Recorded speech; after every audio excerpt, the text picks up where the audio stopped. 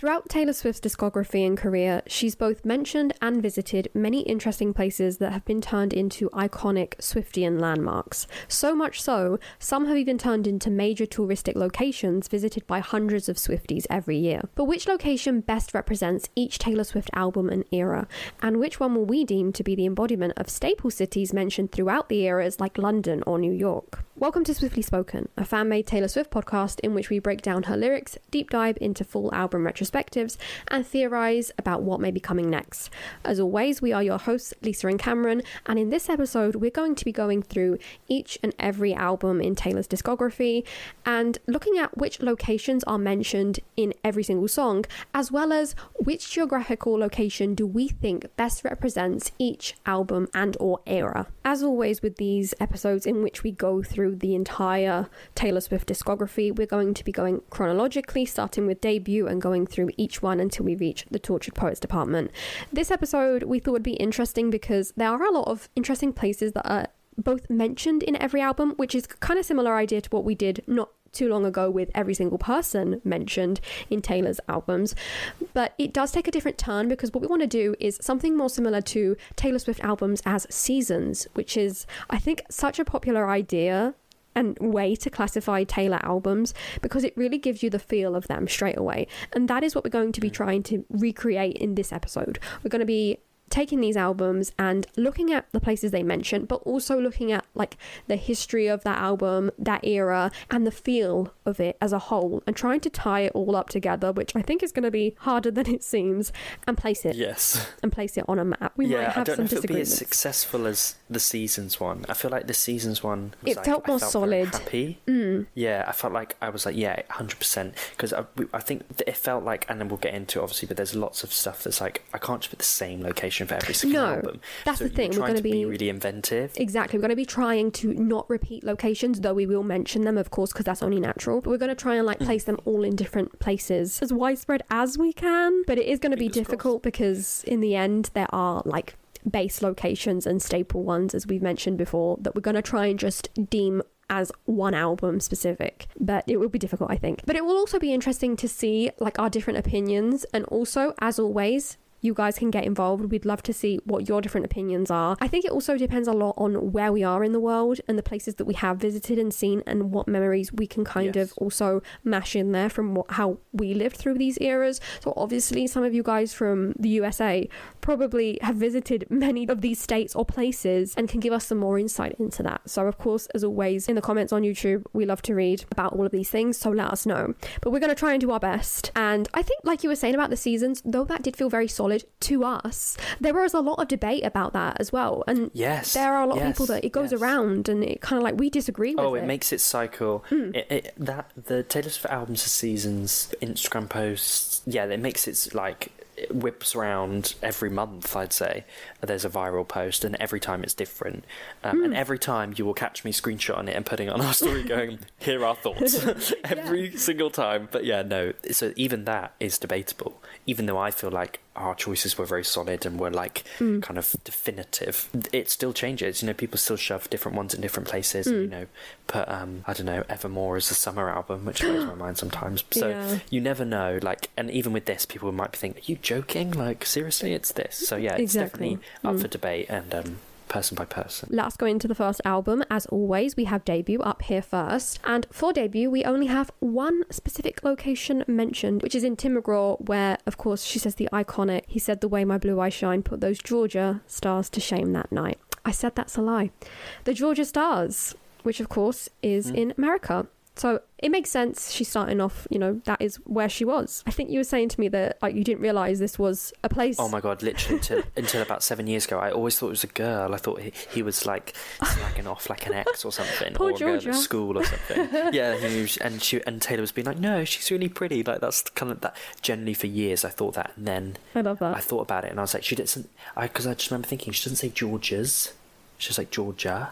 Exactly. I was like, huh? Yeah. I was like, oh my God, you idiot. And then I realised the person that loves Tim McGraw is probably one of my most listened to Taylor Swift songs, and I still miss that. So that is true. But that's funny. Sometimes that happens with the misheard lyrics. Like we were talking the other day with the Eli, and someone called Eli yes. actually commented and said like, oh, I thought that for a long time and it's sad, but at least, you know, somehow she still said my name. That is been true. Acknowledged. Yeah. Debut, it only has that reference. Where have you placed Debut? I think we might be in agreement for this first one. Potentially, but I think actually you might be surprised. I've actually placed it, guess where a lot of the stories come from, and where lots of the inspiration was from. So I've shoved it in Reading, Pennsylvania, just because I feel like a lot of the songs, you know, about her being at school and things like that were kind of that age when she was kind of living there. Like, you know, even though obviously some of the songs were written like moving to Nashville, I feel like, you know, especially the ones when she was like 13 and stuff. Yeah. For me, they feel very young and kind of almost like pre-Nashville. You know, this is what she kind of wrote and then moved to Nashville, and because Nashville I'll give to another album. That's basically why I had to pick Reading, Pennsylvania, because it's a bit of a rogue place. Obviously I've never been there, I don't really know much about it, but for me I just think of like her early days and things like that, so I've plonked it there, which might be a bit random. Where have you kind of Right. Yeah, I get what you mean, and I was kind of debating between, I have put Nashville for Debut, but just because, you know, it's like the country capital of the world and that is where she wanted to go. But I think like Bluebird Cafe. Yeah, yes, that's true. That is where she was kind of like discovered in a way, and so it makes sense for Debut, but I think because it might make more sense for Fearless coming up, maybe I agree with you with the Pennsylvania thing, just because you are right, like a lot of Debut was written about dreaming of going to Nashville, like a place in this world and things. Exactly. No, I think that's a good place. Okay, so next up, speaking of, we do have Fearless, and again, Fearless only has one reference, and honestly this reference is quite random. Obviously it doesn't really make reference to Hollywood. In White Horse she says, this ain't Hollywood, this is a small town. So yeah, it is like a secret reference to Hollywood because she's not been there, she's not talking about being there, she's just saying, you know, we aren't in this world of dreams and fantasy, we are in just a small town, which again kind of makes sense of where perhaps I'd like to place it. For Fearless, I was trying to like broaden our horizons and take us somewhere more outside of America. Exactly. Like we don't want to put everything America, which we'll try to do, but it is pretty hard because of the memories and the core memories that you really relate to these albums. So I was thinking like somewhere with like beautiful castles and a very love story-esque vibe to it all. However, the love story castle is of course in America, in Nashville. Exactly. So I kind of played around with the ideas of like somewhere in Austria or Germany, which are very, very beautiful and very, very story, very fairy tale. Yeah. However, the idea of Nashville does call to me now that we haven't used it for Debut, because again, Love Story Castle is there. That is where these songs really, really do come from. Still, they are still really like linked to that beginning country. Fearless is the most awarded country album, and Nashville is the country capital of the world. But it was when she was on every kind of like Nashville artists tour / like, you know, those TV shows where they like sung their songs and it was like celebrating their career, like, you know, like George Strait and things like that.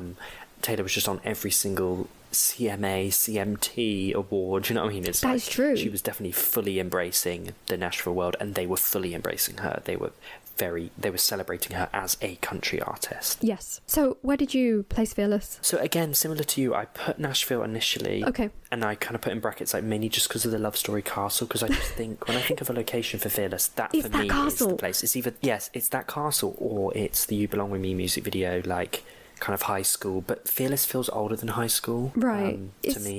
It's difficult. High school's very debut. That is true, but then we have 15 right there, you know what I mean? So 15, exactly, yeah, 15, and then even things like We Were Happy, so those ones that kind of carry over. Or Superstar, that feels quite juvenile, in a good way, not in a bad way. I love that song. But then my other option was actually, I was trying to think of locations, and I think we were chatting about them pre-recording, thinking about locations that were kind of relevant to Fearless, and the only one that could really come to my mind, which is a bit rogue, is Evansville, Indiana. And basically the reason for that was because Taylor opened the Fearless tour there, which is obviously her first headline tour, and they made quite a big deal out of it, and they like gave her a key to the city. They declared the day that Taylor was performing there Taylor Swift Day, and they made like a big show and dance. And I believe on the Platinum Edition, as a Platinum Edition diehard fan, there was a video that kind of talked about basically the build up and behind the scenes to the Fearless tour, and there was a whole section of interviews and stuff that Taylor did in Evansville, Indiana, about why she chose it and being given the key and stuff. And she basically said that at one of her shows there was these girls that were just like ride or die hardcore, screaming, shouting, singing every song. And then when she kind of spoke to them after the show, they said that they're from Evansville, Indiana, and she said that she felt like she had to open up there. That's such a nice story. Support. That's very such a specific place. Like, I have no idea. Like, I would never have thought about that before. Yes, I have no idea where Evansville, Indiana is, but from Googling it, just giving it a little look, the kind of high street does remind me a little bit of one of the scenes in like White Horse when she's in the cafe. Okay. So I guess if anyone is from Evansville or oh my god, that'd Indiana, be amazing. That's not. Then please let us know if you think that that's a ridiculous take or not. Yeah. But I think for me, otherwise, because Nashville I'm saving for another album. Oh, you see. And I'll explain why. Oh. I don't know if we may have to debate. Yeah. Okay. Yes. So that's why my final choice is Evansville. Okay. To try and make it different. I think for now we should perhaps place Fearless in that vicinity, somewhere between Indiana and Nashville. And Evansville, Nashville, somewhere. I know completely different states. I know we're a long way away, really. America's very, very huge. But we'll place it there for now. Yeah. And as we go through, and you can defend wherever you want the Nashville one to be, and we'll see how it lands for now. Next up, we have Speak Now. And again, in these early albums, we really don't have like geographical places mentioned, which makes me want to go back and really like have a listen to where she's set in these stories. Are they framed with a setting, or is it just very, very intimate general things going on? I'd really like to dive back into that. Yeah, because it's interesting, because when we go further on down, the list just like, even from Red, you know what I mean? It just like trebles, and also the places, it's like a repetition across songs of places that makes it more specific. Whereas it's interesting that, Fearless, Speak Now, and Debut, even the mentions that they have are quite vague places. They're not like a specific area or physical location. You know, it's not like, I don't know, this is it, the Eiffel Tower or something, you know? None of them are places that she actually visited. She's just talking about these places because of what they're renowned for, or like what... Yeah, to use them almost as a describing word rather than the actual place we're talking about. Yeah, that is definitely it. Yeah. And that's interesting to see. And it's also obviously a representation of her real life, where she kind of like opens up and becomes like this more traveling person, where she's visiting all these places and having experiences in these places that then, you know, like mark her, and she wants to mark down in the stories as well. Funnily enough, Speak Now never had any places really mentioned until Taylor's version, which is in the song When Emma Falls in Love. She mentions she's so New York when she's in LA, which again, like you said, is a descriptor of how a person is acting, and not really we're talking about the actual place. So Speak Now, thoughts? Hard one, really hard. Yes. I think similarly to Fearless, it was kind of like trying to base it into that kind of fairy tale vibe. But for me, even though I love that vibe of Speak Now, that's never really the vibe I've got. Like, I think it's there in some songs, but then you have things like Last Kiss or True. I don't know, like Back to December, that for me just don't. Even though there is a more whimsical fantasy vibe to this album, and Taylor has referenced that. But I don't know, I was really struggling trying to not just go with just like what you'd expect of just like, somewhere with a dragon, you know what I mean? Like, right.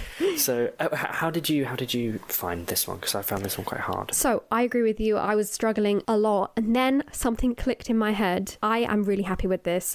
I've put Speak Now in Rio de Janeiro, Brazil. Interesting. Firstly, that way we're broadening horizons. Secondly, Speak Now World Tour Brazil edition.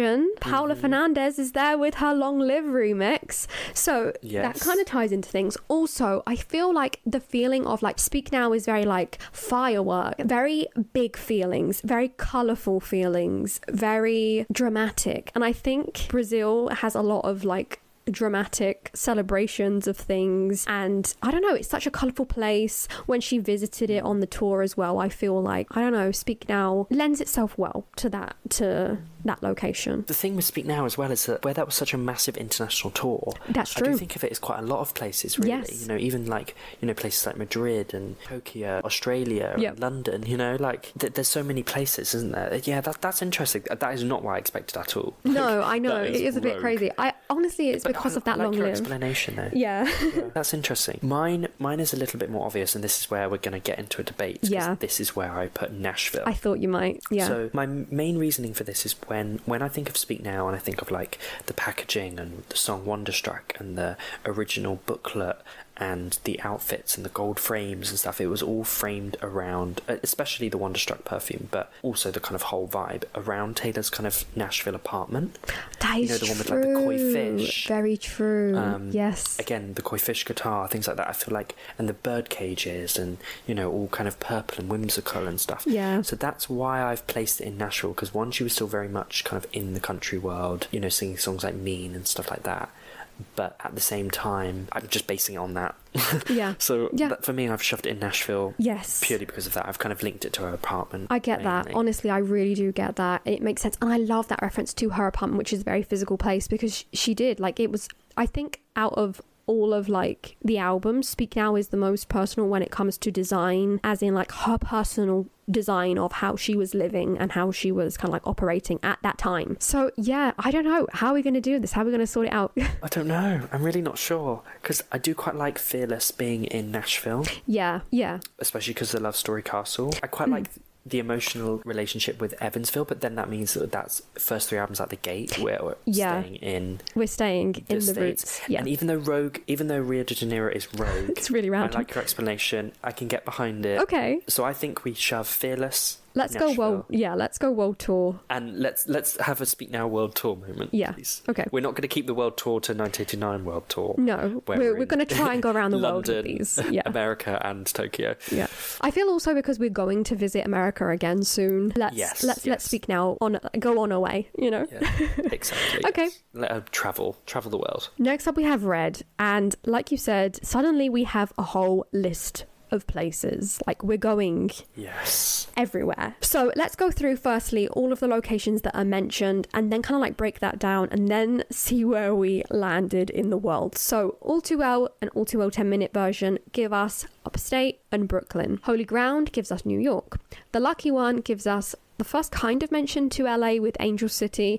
We also have Madison Square mentioned. Come Back Be Here gives us New York once again, and London. Message in a Bottle again gives us London. I Bet You Think About Me gives us Beverly Hills, and finally The Very First Night gives us LA. It's funny because a lot of these added references from Taylor's version kind of like do take us to different places in America. But mainly, we finally get our first mentions of New York and London as two very important places in Taylor's life. Yes. And in the storytelling of it all. Red is a funny album because it does feel very eclectic, as we've always said.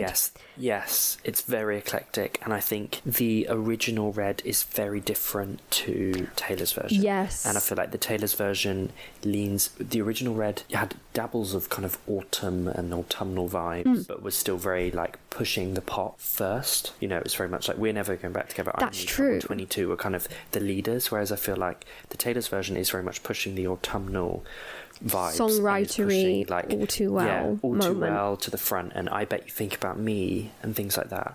It's very different. Again, with these Taylor's versions, one thing that is so interesting is how these albums are reframed after so much time has passed, because we all remember what they were like originally. The reclaiming of them feels both very fresh but also very true to these albums, which is a funny thing to say, but it really isn't, because I do believe that Red was always an autumnal drive in a red car. Yeah. Even though maybe it wasn't. Yeah. But maybe it was. Yeah, for me, Red was always, whenever I was in the car or whenever I was travelling, for me, Red was always a travelling album, especially in a car. Right. And especially when it was like raining or like, kind of the tail end autumn, like it always was. But it's funny because that was not how it was marketed initially. No. But then that was literally the sole pinnacle marketing point of it with the Taylor's version, and what it's been totally associated to with since then. I think those images have really influenced my choice, but I am not very sure about this one because it's somewhere that we can place very many albums. So I'll let you go first and see if we've coincided. Okay. Where have you placed Red in the world? I've got 2 options. Okay, that's good. We need options. I'm not the biggest fan of either. Oh no, okay. Yeah, so I've put London. Yeah. Purely because Message in a Bottle, Come Back Be Here. Right. That kind of like English rain. Yeah. Autumn, leaves on the ground, Hyde Park. Those photos of her like with the umbrella and the headphones. Yes. That kind of vibe. Yeah. So I've put that, and then I have also put LA if you're leaning more into like the pop side. Oh, okay. With things like Beverly Hills, LA. Yeah. Yeah, I don't know. I'm not the biggest fan. Okay.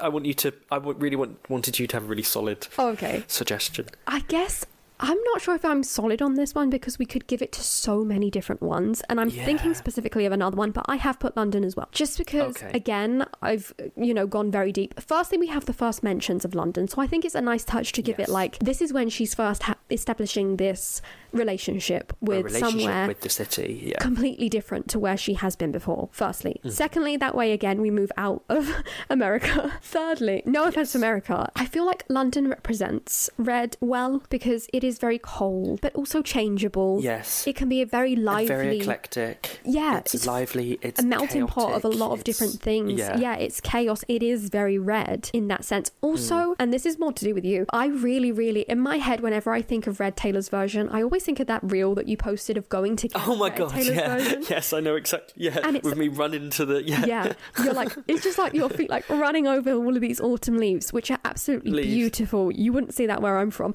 but they're so colourful. It's like red. I know there's a lot of places in the world that happens and many beautiful places, but just because of that, those three things like combined, I think that I would also go with London. I'm happy with that because I think two of the other ones that potentially could feel like London are fine. There's one that I think might be a little bit of a contender that we might have to potentially readjust. Yeah. But I'm happy with that. I think Red, I really get behind, the eclectic vibe, and it does feel quite London. Like you said, quite cold, and and even just like some of the songs, like "Sad, Beautiful, Tragic," has this guy. It sounds like a train, doesn't it? It does, and it sounds like the trains come off its tracks, which is very like tube-like, So 100%. Again, honestly, this could be a lot of different places like that have beautiful autumns. So let us know in the comments. Like, let us know somewhere that you've seen or you've been or you are from that you really do feel like these albums represent to you, because I think that would be an interesting thing as well. We're trying to like tie it in with the music and the story, but you can go open the scope and let us know. Well, next up we have 1989. I mean, what can we say, really? This one's quite obvious. Yeah. But we'll get into it. Yeah. So we have two places mentioned in 1989. Obviously, New York in Welcome to New York, and then added in Taylor's version, we have specifically in Slut, Sunrise Boulevard. But really, come on now. There's only one place, She can try and reframe this album as a beach album. Yes, I love the Rolling Stone 2014 photo shoot, one of my favourites ever. Yeah. And I loved the kind of slight recreation of it, thought it was unreal. But 1989 will always be New York. 1989 is New York. That is it. And honestly, like, New York does have, like, beaches. So, like, you have to go a little bit further. It's not in the city, but just go outside a little bit. You got beaches as well. It works. But it just is. Like, honestly, you think of 1989 original version and it's just Taylor up on the Empire State Building. Up on the Empire State Building. On that little, like, ferry boat thing. That's with their legs flying around. Yep. And, and then what's it like, taking off those little sunglasses. Yeah. And then in that New York apartment, like, frolicking around. So, no. And even in the reframing of it, it's still very New York. It's still very... It's the grown-up version and it's the calmer version and the My Life Is More put together version, but those songs in the vault very much give that same vibe as the rest of the album. Like, they don't feel apart from the album, they complete the album. No. So 100%. Then we reach Reputation, a very complicated album. In Reputation we have 3 references to places, and they're not like big geographical places, they're very, very specific places. In Delicate we have the east side and the west side, and then in Gorgeous we have Sunset and Vine. Also, all of these places, I believe, are all kind of mentioning where the famous dive bar is at. Yes, that's I believe so. Yeah, it's like a very interesting thing to pick out on every single reference is like literally to that place. But Reputation is an album that is hard to place because I don't see it as... I see it as like running away to somewhere completely different. Exactly. But more than anything, my influence for my pick was the conversation that Taylor had after Reputation in the Lover era, where she was kind of comparing Lover to Reputation. And that is when we first got her kind of speaking on this album, really, because before on that... On the album at all, really, yeah. And she really described it as like this very much big city, nighttime. Nightscape, yeah. Exactly, like neon lights and a lot of like traffic hustling and bustling and a lot going on, very bright, a little bit overwhelming, but at the same time very like, I don't want to say cruel, because it's not cruel, or cold, but it's harsh, maybe. Somewhere you have to be definitely. like... It's slightly sterile, and you're kind of very aware. Have your wits about on you. Your kind of edge. Yeah. And that's what I had in mind. So shall I reveal? Yes, because I think what you're going to reveal is something that I will then also be discussing about and build upon. Okay, because I think a lot of people kind of like have this aesthetic going on with Reputation, so I'm not the first person to think about this. And also, Taylor set the aesthetic up herself in that Endgame video, Tokyo. Yes. So that is also the one that I've set up. Brilliant. But I think that I'm also going to create some little discourse because I also had /London, and even though I was never going to choose this as the definitive London album, there's still an element of London within this album, because I feel like a lot of the experiences that she's writing about is when she ran away to that awful foreign country, the way she was, had to run away I forgot about that. I love that quote. That wild place, love that quote. Wild West place that she had to end up, For anyone nice old, who isn't sure what we're speaking about, Taylor did mention that in her Time 100 magazine interview, which we mention quite often because it is such an insightful interview and one of the especially most recent Reputation. ones. Again, one of the she doesn't really talk a lot about that album because we didn't have anything during the era, and Lover, it was always framed as a comparison to Lover and maybe not as a standalone. And I feel like that was one of the first times that she really spoke about it as a kind of standalone album, really. Definitely, yeah. I see where you're going with that, and I love it just because you mentioned that, which is such a funny thing to say. Yes. So I feel like a lot of those kind of experiences were kind of happening in when she kind of ran away to London and hid. So that was one of the reasons why I kind of thought about it as that. Also, I just remember there was lots of promotion of like telephone boxes and buses that were like wrapped in London with Reputation stuff. There was quite a lot of promo happening in and around London, so I also think of it as that. But as you said, the Endgame music video, which interestingly is in London as well, so that is true. I also think of that's true. Those kind of like taxi photo shoots, as we've mentioned, like the one of her on the London bus. But Tokyo for me, definitely, I feel like is very Reputation, especially the Endgame music video. It's very and like the tour. Yes, that's it. I was going to say it's very urban. It's very modern. It's very like chaotic, and also the tour. Yeah. So yes, the tour, she literally wrapped up technically the era there. And what's interesting is she kind of started the 1989 era there with the 1989 tour, in Tokyo, and then finished the Reputation one there. So it's almost like she kind of closed that kind of chapter, really. That is true. Also, I don't know why, but I really do. I guess because of before we had like the Reputation stadium tour, like movie and stuff, all of like the music that we got from the tour was like those amazing recordings from Japan. So yes, I feel like that's why I don't know. I don't know. I always, whenever I think of the Reputation stadium tour, I think of Tokyo. I don't know. Yes, same here. Tokyo, 100%. I totally think of it the same. It's like, all the audios we got, and also all the audios from the 1989 World Tour. Like, she was like, and videos. There's always like Tokyo and Japan are just unreal for releasing like such high quality unofficial audios and CDs and DVDs. So no, I also think of those as well. Tokyo, 100%. I think. Okay. I'm very happy to plonk it there. And again, nice and international. Yes, I feel like we've filled out a little bit more of the map. A little bit only, not much, but at least we have tried to go a little bit more out there. Now this one is hard. Yes. Taylor basically decided to mention every single place in London, but anyway. That she's ever visited, Lover. In The Man we have Saint-Tropez. In I Think He Knows we have 16th Avenue. Obviously we have Cornelia Street, which is very, very, became, we were saying in the intro, an iconic, almost like Swiftie tourist place to go. Yes, it definitely is, yeah. Then we have London Boy, which every single location we have gone through before. We've mentioned them, we've like studied them, we've gone through what you can see there, what you can't see there, and if you're interested in that and you haven't seen that episode, then you can check that out. We basically go through every single interesting thing that you could do in London, as mentioned on London Boy, the London Boy tour, should we say, and extras as well. But anyway, in London Boy we do actually have SoCal mentioned, and we also have Tennessee. But other than that, then it all goes into London, Camden Market, Highgate, the West End, Soho, Brixton. Yep, there you go, Shoreditch, Hackney, Bond Street, and the Heath. Then we go back to America because in False God we have New York City and the West Village, and then finally in Daylight, once again, New York. Again, we are seeing the resurgence of the staples of New York and London. Again, Lover and Red are such parallel albums. It's so funny. Yes. Oh gosh, that's another parallel. Yeah, we always mention about that, but that's another interesting one. Lover is very difficult, but I haven't gone for London. I think no. So I've put like dashes, but I think for me it feels more. Obviously, I know we've kind of chosen this already, but it does feel more New York to me. I feel like London Boy feels like a visitor. It doesn't feel like you're there. You know, it doesn't feel like you're right. living That's in London. such a you know. It feels like you're an American tourist. That's a very loaded statement to say, really, because that's like you could read into that and be like, was it ever really her home? Basically, yes. Like very deep into it, and that ties into Torture Poets Department, but we won't go there. Yeah. But no, that is So true. me, There is a very outsider's perspective of a place. Yes, yeah, definitely. And then obviously things like 16th Avenue, Cornelia Street, right, back and forth from New York, West Village, I'm New York City. Those kind of references to me feel very, very New York. And Lover as an album does feel a bit more like that. You can imagine her New York kind of apartment. She was spending quite a lot of time there during the Reputation era, you know, and she was kind of papped a couple of times.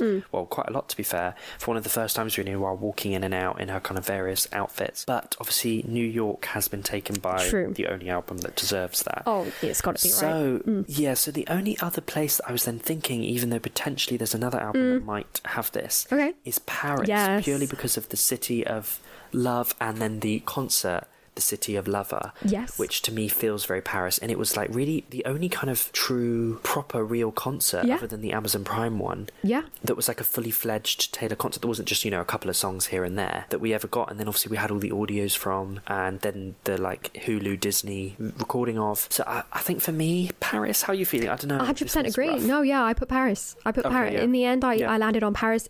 Same reasonings as you. I thought of America. I thought of basically New York. I thought of London, and then I thought, if we've already mentioned them, we've already established them, we've got to go to Paris. It's the City of Love, very famous for being like romantic and lovey-dovey, and she was there during the era quite a lot. To be honest, she did a lot of promo in France during that time. Yes, and she kind of recreates some of this kind of bits from the Begin Again music video as well. You know, she sits under the bridge and stuff, and her and Joe were there quite a lot. So yeah, no, I think I think that's fine. It's just weird because she doesn't mention it. No, but it does feel like so much. Again, I thought of Paris for Red as well because of the Live on the Same. Yes, the Begin Again live on. Yes. Edition, the Begin Again, exactly. So again, these could easily be flipped around. The parallels, Cameron. Parallels between Red and Fearless. This is it. One day, Red and Lover. Sorry. Yeah, one day we will do a deep dive on it. I think Lover deserves to be Paris just because it did.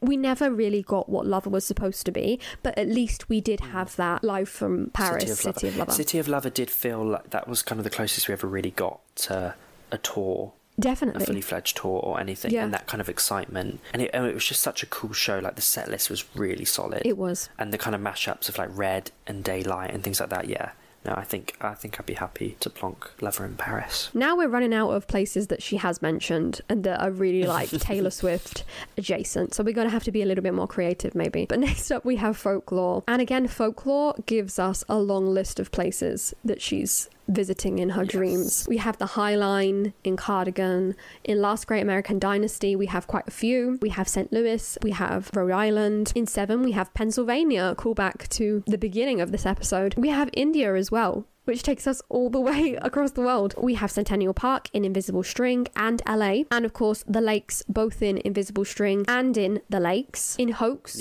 again, we have New York. And finally, in the lakes, again, we have Windermere Peaks, which I guess, is all in the same place as the lakes. So it's just in my mind, when she describes it as well, it's in it's like in the entrance of this forest. Cabin forest, and the rest. But where is it? It's everywhere. It's anywhere. It's where you want it to be, really. For me, though, I think it does have one very central string, because I feel like even the things of like, I left a part of me back in New York. Like, she's not in New York. No, we're not in New York anymore, definitely. Yeah. And even like Centennial Park, I showed you, you know what I mean? It's almost like past tense, or like LA. Yeah. So I feel like for me, actually, the stuff that feels very present and present tense is all the stuff that's in the lakes. Yeah. And I think that because of that, and because of the kind of like, you know, gorgeous kind of English countryside and seaside and forests and cabins, it makes the most sense for me to shove it. I do agree. Yeah, I did actually. Yeah, the Lake District. Yeah, I did also put India because I know it's such a different, like it's such a specific reference that was made, and I know so many fans were so happy for that to be mentioned as well, because it is like running away to somewhere completely different to anything that you know. So I'd like to just call that out. But in the end, I did land on the lakes as well because, you know, that kind of like cold and damp cabin. That's it. It's rainy. It's very nostalgic. It's very run away from everything and escape to this place where no one can find you and where all the poets went to die. Which leads us to the other side with Evermore. Honestly, you know I love Evermore, but I could not pick. So I'm hoping for you. Weirdly, this one was actually one of the easier ones. Okay. So fingers crossed I've pulled it out of the bag. Oh, I hope so. So, 'tis the damn season. We have LA once again. Dorothea, we have Tupelo. Coney Island speaks for itself. And in Cowboy Like Me, we have the reference of Garters of Babylon. Enlighten me, because I don't know. So you start off first, because I'm intrigued. I want to hear what you struggle with, and then I can try and frame mine around it. So what? It's just so hard because we've already given Folklore like this place, this very like secluded, mystical, magical, beautiful place. So I was obviously trying to look up places in the world that we could go with, and obviously there are a lot of amazing, beautiful places that have forests and a lot of greenery, but I didn't just want that. I wanted like somewhere more like haunting than that, somewhere really like, and again, like Coney Island is the idea of Coney Island in like the winter when there's no one around and it's all very sad. That's what I want, but I can't find a place in the world that really stands out to me that I can also relate to the album, because like with Speak Now, obviously, and Reputation, we've gone to very different places, but we were able to ground it within the album still. Yes, I think unfortunately, geographical wise, I think I'm not going to save the day, but hopefully in terms of location. Okay. I think, and I'm not sure if this is maybe just because of my experience with this album, and whenever I visited this place, this album is the one I've always listened to. But for me, Edinburgh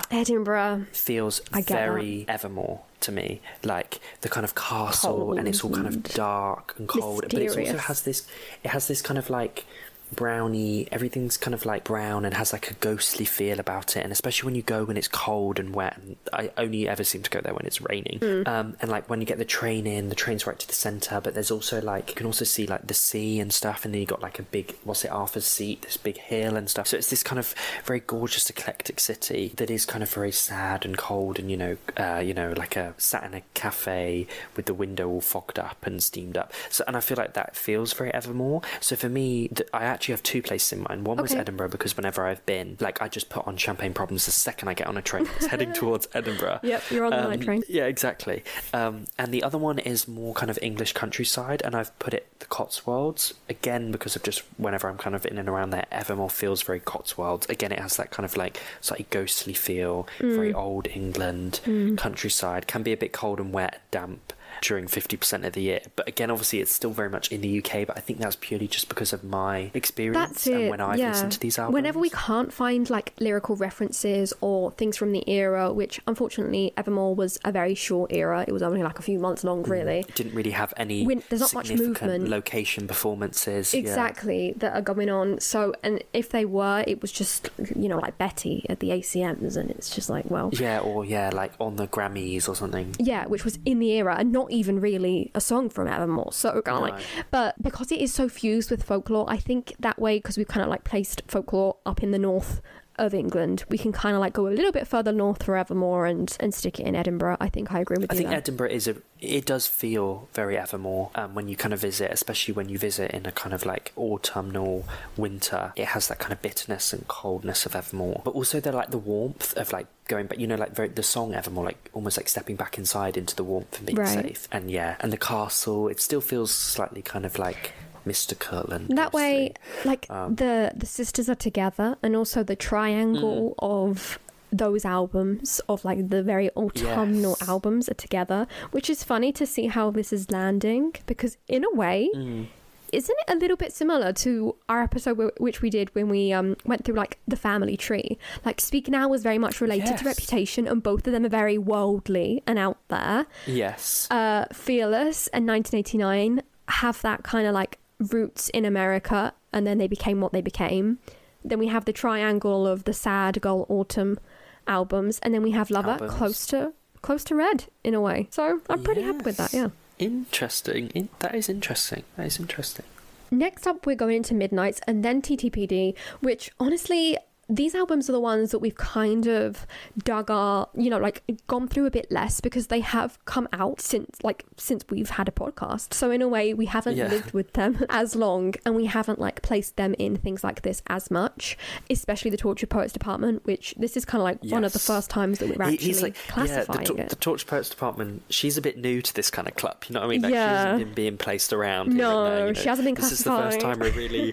the first time that, she's not been given a season yet, or she hasn't really been given, weird and wonderful things yet, or if she hasn't been put on the family tree and stuff. No. So I feel like that was also quite new for me, because I was like, oh, okay, where is this sitting with the others? Because Evermore, debut to Evermore, I know their relationship very well. I feel like definitely I know how they all sit, I know how they interact with each other. Whereas Midnights and TTPD, it is a bit like, okay, how are you guys fitting in with the rest? Yeah, where are you in the world, literally, and in the world of Taylor Swift music. Midnights, we have again a few different references here. In Maroon, we have New York. In Sweet Nothing, we have Wicklow. In Bigger Than the Whole Sky, we have Asia in general. And finally, of course, the song Paris, which is why I see so many people relate Midnights to Paris. And I Paris, yes, I get it, because it's a bit like London Boy. Like, if you kind of just took Lover at face value, you could shove it in London. Yeah. But I think, like I said, when you actually then look at it, the album isn't really discussing much about London, and the way that it's discussing it isn't in a way of someone that lives there. Yeah. And I think same with Midnights, the way that it discusses Paris. Oh, it's very like we were in Paris. Touristic. Yeah, touristically. It's very tourist. Yeah. So, and because initially I put down Paris, and I was like, I really don't know. And I'd love, for this one, I feel like this one is my Evermore for me, because I'm really unsure. I only had Paris, but I just put a million question marks next to it. I may be able to salvage. Yes. Good. Yes. It's a bit out there as well. I'm sorry. Okay. But yeah, I know. Where are you putting us? On the moon? Who knows? Yeah, exactly. We are the sky, like in the Lover House image. No. Yes, so I won't invoke that. Sorry. So yeah, please. If Lover House is something that I jump scare. that awakes all sorts of emotions that we do not have enough time to start chatting about. So Midnights, I do see where people go with the Paris thing, because also Paris at night with all the Eiffel Tower lights lighting up and bejeweled Fashion and things lights. like that. I get that. Good case can be made for, once again, going back to the USA and how the Eras tour kind of kicked off, and maybe related to someone to that, but I prefer to go more lyrically as well as aesthetically. Okay. And I'm thinking we go somewhere in which we can see the Northern Lights. I don't know, it reminds me of Snow on the Beach. It reminds me of these colourful streaks in the sky which are so strange. Labyrinth. Yes, very much. Looking up at the sky and the stars and kind of thinking beyond. I don't know, Midnights is very looking back, but also and looking is beyond. Sat in the middle of the night. That's it. It's sleepless nights. Night skies, finding beauty throughout all of these weird things that are going on, and trying to cling on to it even in memory, but then realizing that maybe it's a bit more bittersweet than it actually was. But still, I don't know, I feel like aesthetically especially, you look at those pictures and it's absolutely beautiful. It is really, really astonishing, incredible that even exists. It's crazy. Yeah. So I don't know, also because I do feel like Midnights, we have kind of classified it as more of a wintry type of album, I feel. Yes, definitely. Yeah, I'm sure we did. It was kind of either on the tail end of winter or at the start. I can't remember off the top of my head. So all of these places also feel quite cold, because where the Northern Lights can usually be seen are places in the north, obviously. So we have Iceland, Sweden, Finland, Norway, Russia, Canada, Alaska, southern Greenland. So it's all in the very, very north of the northern hemisphere. Just to interrupt quickly, because this is quite funny. Okay. It was a couple of months ago. It was actually when Casey Musgraves was in the UK. Right. I remember she kicked off a stink about it because she also missed them. You could actually see the Northern Lights from the UK. Yes. but I was asleep. No, you missed them. Fast asleep. You I never was fast saw asleep and Aurora Borealis I never screen. saw them. Yes. So I've never actually seen them. But anyways, continue on. I just thought that was funny that you could actually see them in the UK at one point. So we could have shoved them in the UK. That is true. But not where I was, because I was fast asleep. Yeah, that's true. But I don't know, I just think they're so like... Oh, they're unreal. Yeah, and it reminds me a little bit of that album because of the aesthetic, mostly. Also because of the lyrical reference, it is there. I really like that. I really like... I think you've done a really solid job there. I like that explanation. I think that really makes sense. Okay. That's interesting, because I feel like you said, where Midnights and TTPD, we haven't really analysed in these weird... thematic weird wonderful things that we come up with and then analyse albums through. I feel like I haven't really... Midnight's one of the ones we haven't, but that's interesting now, and I feel like that's totally reframed it and will make me think about it in other ways and stuff. So I think out of all of these places, perhaps we go like to the most touristic: Lapland, Finland, because, you know, it's where mostly people go to see the Northern Lights. It's very beautiful in winter. It's cold and dark but beautiful, which is kind of like the feel of it. No, I really like that pick. I think that's very well thought out, very interesting, and like I said, does it in a way that's, I don't know, just really good. I really like that pick. I think it's solid because it's just interesting. It's not what you'd expect, but no, it's kind of like is supported. Yeah, it's very different, but I feel like Midnights is very different because of what it is. Like, it is going through all of her past selves. And it does have to be somewhere that is, because I feel like those kind of places as well during winter and stuff, I think they're like in darkness for like most of the day or something. Yeah, because of where they're so north. And obviously... Yeah, exactly. And obviously Midnights is kind of in the darkness, the middle of the night. I feel like it has to be somewhere that, you know, is slightly darker. So yeah, I think so. That's a really, really good pick, I think. Okay. It also leaves us out of English-speaking countries, which is good. Yes, exactly, yes. And also where we haven't analysed these before, it's quite interesting to, like, you know, or very heavily, it's quite interesting to, like, put them in these places. And I think that putting it there will, I'm sure we'll pick another theme at some point and analyse the albums with that kind of viewpoint. So I think that will impact my future opinions on the album, because I like that. I really like plonking it there. I think that's very brilliant. clever, very intelligent. Thank you. And that leads us to the final one, the one that, I don't know, this is a struggle, isn't it? It's like you said, she's still a baby. But the Tortured Poets Department, we have a lot of different references on this album. Let's go through them and then we'll make our cases. So Fortnight generally just mentions America. And then, of course, Florida. In the Tortured Poets Department song, we also have a mention to the Chelsea Hotel. In So Long London, of course, we have London and the Heath once again. Florida, what more can I say? Florida mentions Destin and Texas. In I Can Fix Him, No Really I Can, again we have Texas. In Clarabo, we move all throughout because we have both Manhattan and LA. Then in the Bolter, we have Central Park Lake. And finally, of course, we have the Black Dog, which basically we can kind of confirm is London. It's London. I feel like playing it in London, debuting it in London, it kind of confirmed it. Yeah. And the Black Dog have taken it on, even if it wasn't. They are. There's no telling them that they said no. This is us. Whether you like it or no. This was tough. Yeah, it was tough. Yes, because I feel like on face value, you think London. Did you have a similar On face value, I agree with you. It's something that actually we had a conversation about a few weeks ago for some random reason. I remember messaging you like, yeah, TTPD is London. Yeah. But I feel like in the scope of how we're doing things now, I disagree with myself. Because even though I think, again, it's the harshness, the thought of a harsh, cold city, and London can be. Yes, definitely. From personal experience. Yeah, I don't agree with myself anymore with that. It is hard because we have that big So Long London right there staring at us in our faces. Exactly, you know? Exactly. But then again... But I think with... Yeah, because with Red, what was interesting was Red obviously has the kind of mosaic of like the fun being 22 and then the heartbreak of All Too Well. And I feel like London is that. You know, it is fun, it is exciting and young and vibrant, but then it is also quite isolating and lonely and sad and cold. Right. And I feel like that's why Red works really well, whereas Tortured Poets doesn't really have any of that funness of London, and the references to London are distant and goodbye. Very true. It's very disconnected. It's very like cutting the cord and being like, goodbye, I'm out of here. Yes, I'm done with that place. So I don't feel like it is very London, but then the only other real location is like Florida, but from just a English person's perspective of Florida, knowing it as like Disneyland and you know, like Universal or whatever, I just don't know if maybe the Torture Poets department feels very like Disneyland and Harry Potter World. Okay, hold up, because I have placed it in Florida, Okay. and we're going to use that, actually. Okay. We're going to use that. So, Okay. I think the Tortured Poets department is such like, well, think about the Eras Tour performance, right? And think about how Taylor has kind of said, like, this is Female Rage, the musical. And it's very showy. Yes. And it has all these different parts to it, and one of them is very, like, big and loud, which is very much... I Can Do It With a Broken Heart. Yeah, which is very showy, which I think I can relate to that part of Florida. Other parts of Florida that I see, obviously in the song Florida, she's kind of laying it out for us, is like this escapism of it and going to somewhere like completely...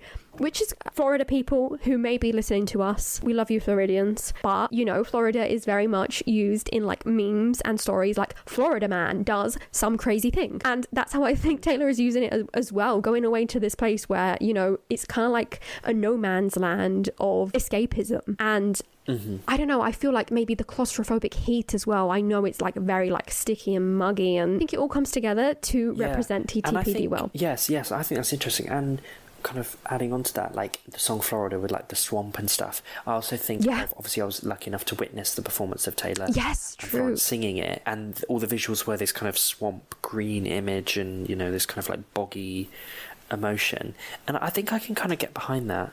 I think that TTPD is really hard because it is. A lot of the stories as well are referencing stuff that Taylor experienced a while back, and there is almost a hangover slightly from Midnight, so we're like reanalyzing stuff like Cassandra and Thank You Amy and The Bolter. You know, that is true. It is so full looking back that it's difficult to in fact, I think maybe honestly maybe, and I don't like to compare them because Evermore is her own thing, and I hate it when people are like, Evermore is just the sister and it's rubbish and it's just a continuation, because in a way a lot of people do then compare it, and I agree because I'm going to do that now, to like TTPD and then the anthology added extra tracks, because in a way they do feel like two very different albums, and that's hard. They are. Yeah, that's the thing. It's like the TTPD element. It feels very different to if we were just taking it as pure standard album, not anthology. Then I think that I could get behind the kind of, it feels, you know, it like you said, it feels more kind of American Florida. Whereas then when you go to the anthology, there's so many references to different past places or experiences. It's hard. This one was one of the hardest, but I think I can get behind Florida. I really like your explanation of it, and I think I can. I think that's probably makes the most sense. It's referenced, like you said, the way you describe it is quite flashy, but then also quite like, I don't know, like it has different facets to it. Yeah, definitely. And I don't know. I think she really captures the energy. I've never been to Florida myself. I've obviously seen things about it, and like I said, like these wacky stories that you hear and stuff that become like funny. I think also the way that she's framed it with singing Florida that last night in London and now reopening this last part of the tour in Florida, I think that's why it's on my mind as well, because that's coming up like that's interesting in 3 days time. Oh my god. I know, but that's why I think I'd put it there, at least standard edition, which leaves the anthology edition up for grabs. So if anyone would like to place that anywhere in the world and give your like defense of why, let us know, because I do think that's a hard one. And again, let us know if you relate any of these albums to anywhere else in the world, not just because of lyrics, maybe just because of aesthetic, because I can see that going like loads of different ways, because there's lots of you know, aesthetic can go everywhere, and also just personal experience. Like I said, for me, Evermore, the reason I kind of plonked it in places like Edinburgh or the Cotswolds, for example, is purely just from personal experience of visiting them and living in them. And, you know, so it's like, it also kind of depends on how well travelled you are, where you have travelled, and where you've kind of experienced the albums. You know, you might have lived in, I don't know, Tokyo when 1989 came out, and therefore and it feels more like Tokyo. And again, a case could be made for Tokyo with 1989 because of the world tour, and a case can be made for Australia and 1989 because I really do always think of Sydney when Blank Space comes on. So exactly, you know, some of them are very, very, you can go all around the world, but I think we've tried to, like we've said throughout, wrap the whole thing up in lyrical references, aesthetic things, and just like what the album the album, the era, what they transmitted to us, and places that she did physically go. And that would be our map. I don't know, it's not the best world tour ever. It is given a little bit 1989, right? 1989, we're breathing 1989 reputation, but At least we've.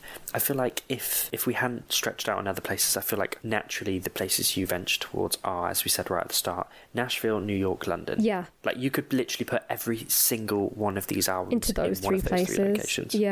Yeah. So we did try and go around a little bit more.